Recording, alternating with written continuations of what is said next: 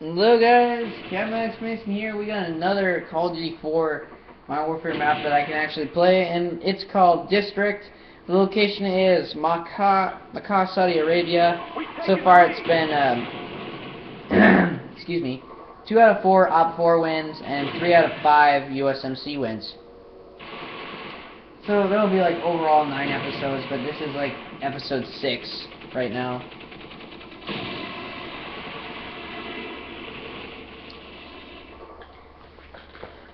And I went through all the weapons, so I don't need to go.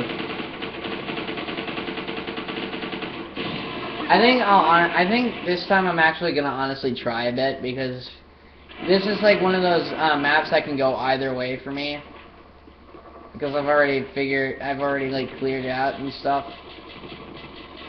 So I'm like perfectly fine with the outcome. However, I may still like get, you know, constantly upset with the fact that I get killed by a crappy call. Like, some kid kills me with like the weakest gun with like 1 shot and doesn't fire like 5. Oh, come on. Yeah, there's unfair claymores in this game too. When I don't even get close to them, they go off and they kill me. Like, let's say, alright, so the claymore's like friggin' here. I'm like anywhere like around here where I'm actually not going by it because I see it and I'm going like this, I die. I can understand if somebody blew it up, like threw a grenade or something at it, but when I just stand like at medium distance, which shouldn't kill me, that's where we have a problem. Wow, we lost a lot of Marines in Iraq, didn't we? That's not even a good joke. I'm sorry, that was stupid. Oddly enough, they have the, I think that's the Marine Raiders. Yeah, they're actually, true fact, the U.S. Armed Forces, or the Marine Corps actually brought back the Marine Raiders. They haven't really been active since World War II, actually. Yeah, or at least as far as I know. I could be wrong. But now it's considered their special forces, just like how the U.S. Navy has like this Navy SEALs or SEAL Team 6. And U.S. Army has like the Delta Force and Rangers. Well, now the USMC got their stuff back. I still don't know though what the Air Force's strongest or best special. Aw, come on. Again, unfair claymore. I still can't remember really what their I wonder if they even have one. I know for a fact though the Coast Guard doesn't. Yeah, that, you know, I want to see this just for like kicks, because we've seen almost every armed force in this game, like in this game franchise, but like the U.S. Coast Guard, which I would actually like to see at least make a cameo appearance once, because we've seen. Oh, sorry. Are you serious? We saw like the U.S. Army. Wow. So U.S. Army, U.S. Marine Corps, U.S. Air Force, U.S. Navy. Almost every armed force branch but the Coast Guard. I don't know why. I mean, Coast Guard did some stuff too. Like, they don't, like, mainly they do, like, stuff, like, around the border nowadays, but, you know, they still did stuff during the war. You are not killing me with an RPG, good sir. Actually, there's nothing good about you.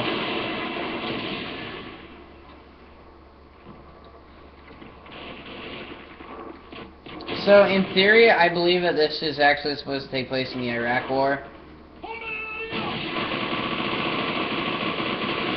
Because, I mean, not saying that the Marines didn't really go into Afghanistan, they just weren't focused, like, mainly on it. They were mostly focused on, like, Operation Iraqi Freedom at the time. Enemy UAV is airborne. Plus, this takes place in 2011. like the year, like when you play a campaign, and that's when the Iraq War ended. The great thing about it is that it ended like around Christmas time, like almost. Like we weren't out of school yet, but it ended just like around Christmas time, and that was the beautiful thing about it. However, I will say this one thing. There was we got this new trouble now where we're actually sending people back into Iraq again. Only I think we should have done it a long time ago when we first heard about these people. Yeah, and I'm talking about ISIS, because, well, ISIS is doing a lot of stuff that, surprisingly enough, are scaring the Al-Qaeda. They're like saying, well, we're no longer, we have nothing to do with what these people are doing. That's kind of scary that they're actually making Al-Qaeda forces, which, you know, plan the whole 9/11 bombing and all that other stuff, like to get us to declare war, starting the Afghanistan war or whatnot. And now only to see that this group that's basically made out of a couple of like young and old farts, like scare the crap out of the Al-Qaeda, then as soon as we got that message, we should have just sent in troops long ago. But no, he sends them in like almost about a month after we hear about them. And you know what? That was what I think was the bad part. Because you know what? We should have sent in guys as soon as they got a certain amount of people to follow them, and when they were actually pushing families out of Iraq. Now, don't always pay attention to what you hear on the news. I mean, sure, it's your duty to be like informed as like a noble U.S. citizen should be doing. But you know, where they say that, oh, well, this is like the first set of like Iraqi refugees that big on the news. Well, no, if you pay attention to Iraq's news channel and stuff, they say differently. They show much earlier sets of refugee camps outside other places. And yeah, I don't think religion is like a big problem down in the Middle East. Like, mainly because like Jerusalem and the Holy Land is like located in that area, and everybody's like, well, oh, we should study Christianity. No, we should study Judaism. No, we should study Muslim. No, just stop. Okay? I know America's not like the ruler of the whole world, but you know what? I think other countries should also have their own freedom of religion. Because to be honest, this whole this whole wars revolving around religious stuff is stupid. Because, like, again, those people who like blow themselves up and say, oh, and claim that, oh, we're Muslim people, we would like to kill you now. They're not really Muslim. Because Muslim people don't kill people.